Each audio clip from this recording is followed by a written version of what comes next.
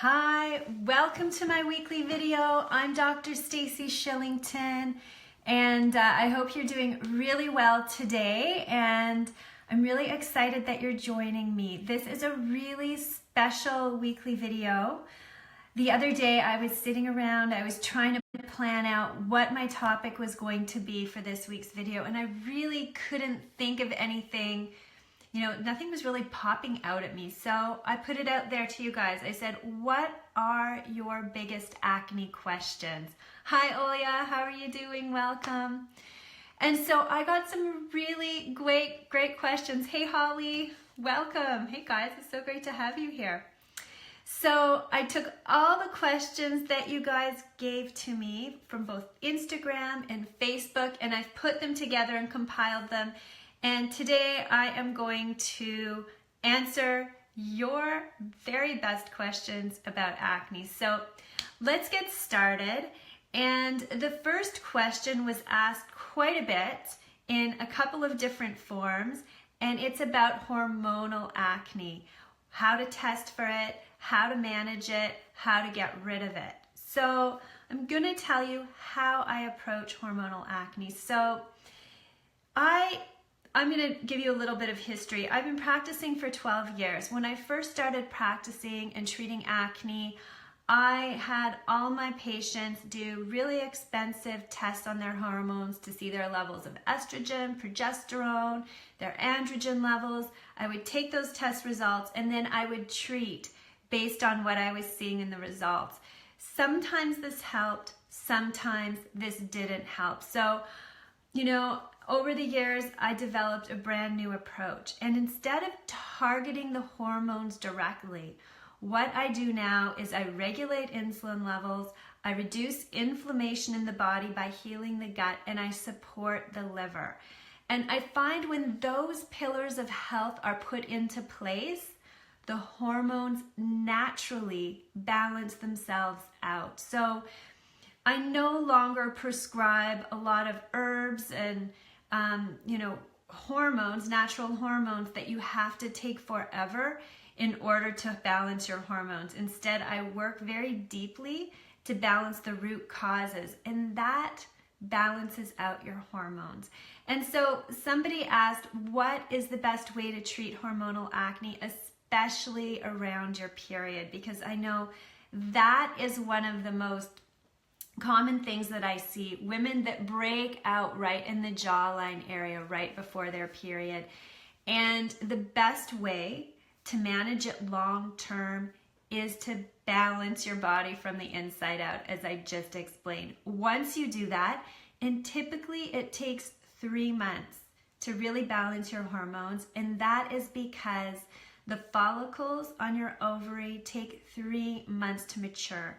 And when they mature in an environment without a lot of inflammation and with the right nutrients, then you will ovulate optimally. You'll create a beautiful corpus luteum that will provide all the progesterone that you need. So that is the very best way to manage hormonal acne.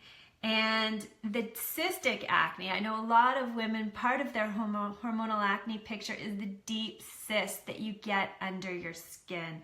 They can last for a long time. They're painful. They leave scars. They're really horrible. I know I've dealt with them myself.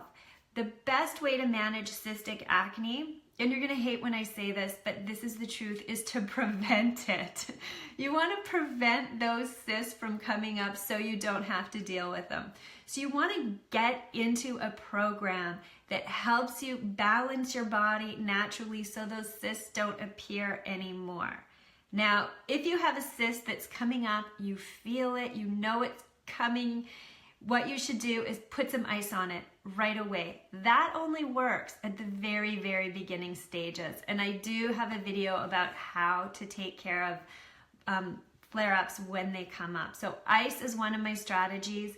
Once the cyst is there, I tend to do hydrotherapy, which is applying hot and cold compresses. And that can sometimes bring the cyst to a head.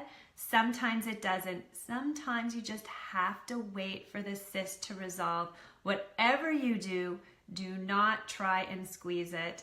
because if it bursts underneath the skin, the bacteria will spread and you will get a massive, huge breakout. So sometimes it's best to just leave the cysts alone, let them resolve. That's how you would manage it. So, and then there is another question about spironolactone. And I know spironolactone is a drug that probably many of you have been prescribed, or your doctors have suggested you take it, and somebody asked, what do I think of it? Well, as a naturopathic doctor, I'm sure you can imagine what I think of it, but what it does is spironolactone acts as an androgen blocker. So it blocks the receptors that androgens attach to, and androgens are the hormones that cause acne. So that's how spironolactone is helping your acne. But spironolactone is also a blood pressure lowering medication, and it's a diuretic as well. So these are two actions that you don't necessarily need happening in your body. There can be a lot of side effects, a lot of gastrointestinal side effects, and because it's a diuretic, you can also even lower your blood pressure more to dangerous levels. So for me, I think spironolactone has too many side effects, and especially when there's some great naturopathic androgen blockers that are out there that work just as well, that have no side effects, and yeah, so why wouldn't you go that route? So that is my 2 cents on spironolactone. I'm sure you're not surprised about that, but that's just kind of the background information about it. So other questions that were asked to me is about how acne presents on the face, and if acne in different locations means that there's something going on inside your body. Yes, absolutely. Chinese medicine is famous for their face mapping. And over the years, this is what I've found. So when you have acne along your jawline and down your neck, typically that's hormonal acne. It can be associated with PCOS. And you definitely have to with all the types of acne, you have to balance those 4 pillars I spoke about earlier. But that's typically more hormonal, high androgen. And when you have acne that's presenting on your chin, I've been finding more and more that's related to stress. When you have acne on your cheeks and your forehead, that says that there's inflammation in your gut and that your liver needs support. So that's kind of the general, view. That's what I see when I see acne, but of course it can be individual as well. So hopefully that makes sense to you. I did a video on that as well. So if you want to scroll through my videos to my video on face mapping, I give you a bit more detail there. And then somebody also asked me about the redness on their skin. And they asked me, is this inflammation or is this rosacea, the redness? And rosacea is inflammation. So it definitely is inflammation that's going on. And usually when you have the redness, it means that there's dilated blood vessels in the area, and the blood vessels are dilated due to inflammation. So the best way to help reduce the redness is always to reduce inflammation, and you always reduce inflammation by healing the gut. New research has shown that chronic inflammation comes from dysbiosis in the gut, from the microbiome not being balanced. So you have to go back to the gut, you have to heal your gut to reduce the inflammation. So whenever you have the redness on your skin, that's what you have to do. And if it is rosacea, if you have been diagnosed with rosacea, it's always related to the gut. I always must treat the gut in order to heal rosacea. So hopefully that makes sense. And sorry, I'm just looking down to these questions to make sure I don't forget anything. Oh, and then one lady asked about congested skin around the jawline. She says she doesn't necessarily break out in inflamed acne, but there's congestion, so blocked pores everywhere. So when there's blocked pores, it means that there's too much sebum production in your body. Too much oil is being produced. So the oil has to the oil production has to be reduced, as well as the epidermis also has to be exfoliated a little bit, but not a lot, because you don't want to damage the moisture barrier of the skin. It's a very, very fine balance. So in order to reduce oil production in the skin, you have to reduce androgens in the body. And this takes us back to the basics that I've been talking about. Balancing your insulin levels, supporting your liver, and healing your gut. It all comes down to the same steps. So it can present differently on different people, but even those congested pores need to have those balances, being taken in the body. Because I think this lady also mentioned that there was some hair growth in the area, and again, that says androgens. Anything that's happening in this area of the body always says there are too many androgens in the body. We've got to balance things. And that always points to insulin dysregulation. That's always a huge key. Okay, moving right along. One lady asked, why does it take so long for scars and hyperpigmentation to resolve?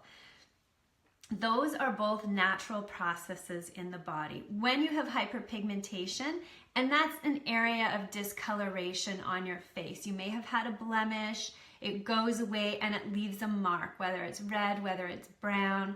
And hyperpigmentation is that discoloration. It's the result of melanin being formed in the skin. Melanin is a pigment, and it's actually there to protect your skin.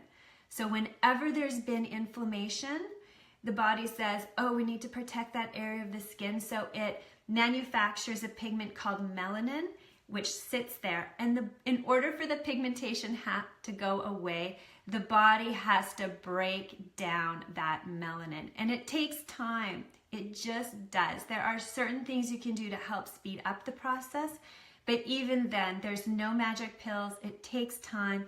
You really have to let the body, take its time to heal. And as for scarring, when scars are being repaired, it's a process of collagen realigning in the body and, tissues breaking down. And again, that takes time. There's enzymatic processes that have to go on. So again, using the right topicals and internal support can be very helpful, but there's no magic cures. So I know it's really frustrating. I have a comment from Rebecca. Hi, Rebecca. She says, is oily skin really dry skin underneath? I once got a facial and the esthetician said my skin was oily, but underneath it was dry. I don't understand that. That's a really great question, and it all comes down to your moisture barrier. So the moisture barrier is the very top layer of your skin, and if you look at it on a microscope, it looks like a brick wall. The cells are the bricks, and there's a lipid layer around all the cells, and that's like the mortar. It prevents things from getting in, and it keeps things from getting out, like moisture. When it's disrupted, the moisture can get out. So you're leaking moisture when your moisture barrier is not in good condition, and that will make your skin dry. And so what does your skin do when it's feeling like it's really dry? Well, it's so smart that it says, I'm going to increase oil production. So oil production can be increased in response to that dryness from the moisture barrier being disrupted. So yes, often oily skin is the result of dry skin. So that's a great question, Rebecca. Thank you for asking that. Okay, and then another really great question was about histamine and acne. Do high histamine levels cause acne? And it's more a histamine intolerance that can contribute to acne. And this is the really important thing to know. Histamine intolerance is often due to inflammation in the gut, dysbiosis, leaky gut, and allergies, which are related to the liver. So by healing your gut, supporting your liver, and also removing high histamine foods and histamine triggering foods from your diet, and when you remove those foods. I mean, think of a charcuterie platter, something with a lot of smoked meats, aged cheese, dried fruits, cured meat. Sorry, a lot of those foods are very high in histamine. Oh, and beer. You'd always like have a beer with a charcuterie platter. You know, those are the things you want to avoid. So avoiding those foods, healing your body, will resolve the histamine intolerance, because yes, there is a connection there. And taking an antihistamine is not the solution. Okay, so I'm moving on to questions that people had. Oh, Olia has a question. She says an inability to concentrate and foggy mind, signs of healing crisis. Yes, absolutely, Olia. If that's what you're experiencing, keep going through it. Once you get through that healing crisis, it's like walking out of a rainstorm into a beautiful sunny field. So that's a weird analogy. Just popped out into my head, but that's all I can think of. But yes, that is. Okay, so one lady asked, what are the best skincare products for acne? And I could talk about this forever because I'm so passionate about it. You know, every time I walk into a drugstore or I walk into the department store, I'm just overwhelmed by all the products that are out there for women, for our skin. And I want to scream because most of those products do more harm to the skin than they actually heal the skin. I really stand by a very simple, very easy skincare routine. I use oils on my face, and I really recommend all my patients do the same. Oil cleansing, I have a great video that you may want to check out about oil cleansing, using either jojoba or argan oil, and then using simple hydrosols or floral waters to tone and hydrate, and then using very simple oils such as argan oil to moisturize. So check out some of my videos. I go into more detail about how to do that, but very simple, very cost-effective. I also like Manuka honey to cleanse in the morning. But yes, I do not think that women need to spend a lot of money on skincare at all in order to get fabulous glowing skin. Usually with acne, less is more. The fewer products that you use, the more beautiful your skin is going to be and the easier it will be to heal. And when your skin is healed, when the products are gentle and the moisture barrier is being respected, you will be less prone to breakouts. You will also heal from your breakouts easier, and you will have less scarring and less hyperpigmentation. So simple skincare is the way to go. We have been marketed to like crazy and sold a bunch of crap that is hurting us more than it's helping us. So buyer beware, go to the health food store, get just a few simple things and you're set for months. That's really all it takes. It's not complicated. And somebody asked about grapeseed oil. Can you use grapeseed oil instead of argan or jojoba? Grapeseed oil should be fine. It has a low molecular weight, so it's not going to sit on top of the skin. And it's also high in linoleic acid, which many acne sufferers have been found to be deficient in. So grapeseed is a good option. I always suggest to try them out to see which one works for you. Some of my patients love jojoba, some cannot tolerate jojoba. Instead, they're great with argan oil. So play around a little bit, see which oil works best for you. And then another lady asked me, what is the best makeup for acne? Definitely a mineral powder. I find that that tends to be across the board the best makeup for acne, and as few ingredients as possible. Keep it simple, keep it pure. Some of my favorite brands, I love Jane Iredale. 100% Pure has some really good pressed powders as well. Inca has some great powders. So that is what I recommend. And as a bonus, these powders also offer a great SPF protection, usually between 20 and 30. So what I do and what most of my patients do is on normal days, we just do our oil serum to moisturize, and then let that sink in for a few minutes, and then put a pressed mineral powder on top. No need for sunscreen because the mineral powder has it in it, and it also has zinc, which is really anti-inflammatory and healing. So that is such a simple solution, and it really looks lovely too. So that's my take on makeup. And the green tea toner, somebody said, how do I use that? Once you're finished doing an oil cleanse, spritz the green tea toner on, let it dry, or you can just pat it in to help it absorb a little bit better, and then add your acne serum on top. So that's the technique for the green tea toner. And then somebody asked about squeezing spots. Should you squeeze your blemishes? And God, I know this is such a huge thing when you have acne. Number one suggestion is don't look into a magnifying mirror. Magnifying mirrors are the worst. Every time I look in, I see something that I want to squeeze. Stay away. But if you have a blemish that has a whitehead, and the whitehead has really come up to the top, and it can be removed with the slightest pressure, then you are allowed to do that. Be sure that you wash the area first, you wash your hands, everything's super clean so there's no spread of bacteria. But I never, ever recommend getting in there and really squeezing your skin so that you leave a red mark. Don't do that. The reason being is when you squeeze like that, the blemish can actually rupture beneath the skin, and that will spread the bacteria everywhere, and that will make your acne a lot worse.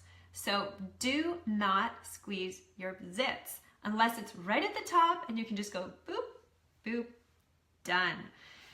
So I know it's so tempting to do that, but you have to be strong and don't look in magnifying mirrors. Okay, so those are the main questions that I had that I wanted to answer for you today. And I hope that those questions and answers resonate with you and help you on your clear skin journey. If any of you watching this have any other questions, feel free to type them into the chat. I'm happy to answer them. But if you feel as though you need support clearing your acne on your clear skin journey, then check out my 7-week clear skin program. This is an awesome program. I've really mapped out the steps that you need to take to heal your insulin level, support your liver, heal your gut.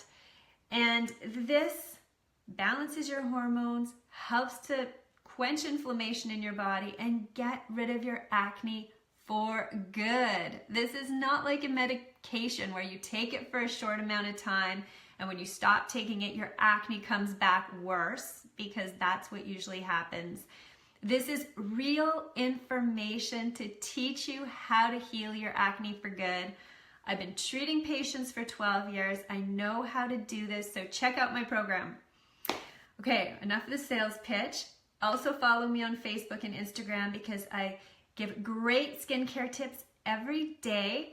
And Audrey says, what can I do to reduce facial pain when having too much acne? Oh, that's a great question. And often ice is the best answer. When there is pain, ice is great. It brings down the inflammation, and it can reduce some of the pain that you're experiencing. So, but the real solution, Audrey, is you have to heal the inflammation from within.